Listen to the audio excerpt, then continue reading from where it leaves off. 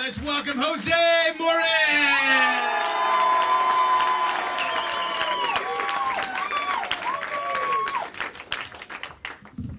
How's everybody? All right. Give yourself a round of applause for showing up tonight.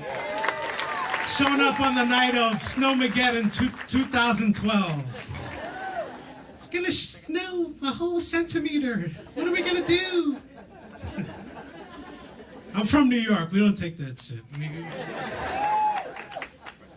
I actually grew up in a town called Valley Stream. The first 8 years of my life I spent in a town called Valley Stream in Long Island, New York. It's a suburb of New York City. Emphasis on the suburb. It's like one of those towns that have a prom for everything. Senior prom, junior prom, pre-kinder prom.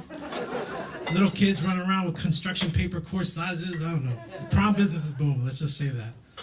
At 8, my parents got divorced, and my mom and I moved to the Bronx. It's a lovely place. You got crackheads, prostitutes, and that's just at Yankee Stadium. Nah, that shit that you see on the J-Lo Fiat commercials, that's not the Bronx.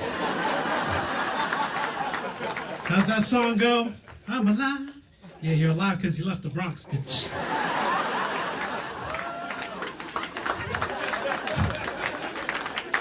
And J-Lo's not going back to the Bronx anytime soon, let alone in a vulnerable-ass Fiat.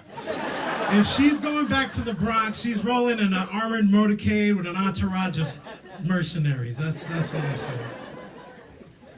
How do I compare moving from Valley Stream to the Bronx? How do I put that in words?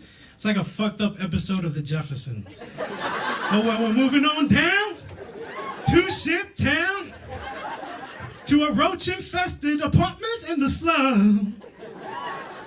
We finally lost our piece of the pie.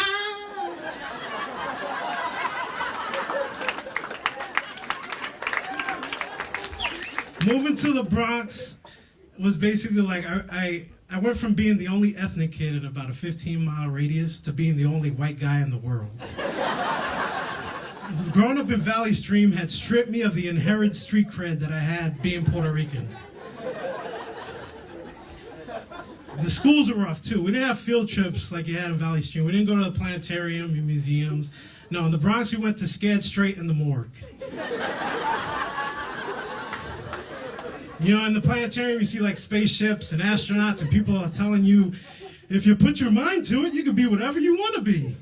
No, in the morgue, the guy's like, you keep fucking up, you're going to end up like one of these stiffs over here. Matter of fact, the guy's got a couple of bets going on to see who's going to end up here first. Don't let me down.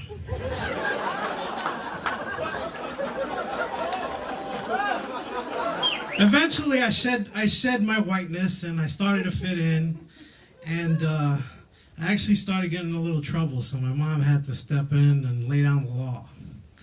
And she was very good at it. Actually, I think she enjoyed it. Yeah, we didn't have time out in my house, and believe me, I tried. No, my mother, when I acted up, my mother would proceed to beat me with a weapon of choice. It's called a chancleta.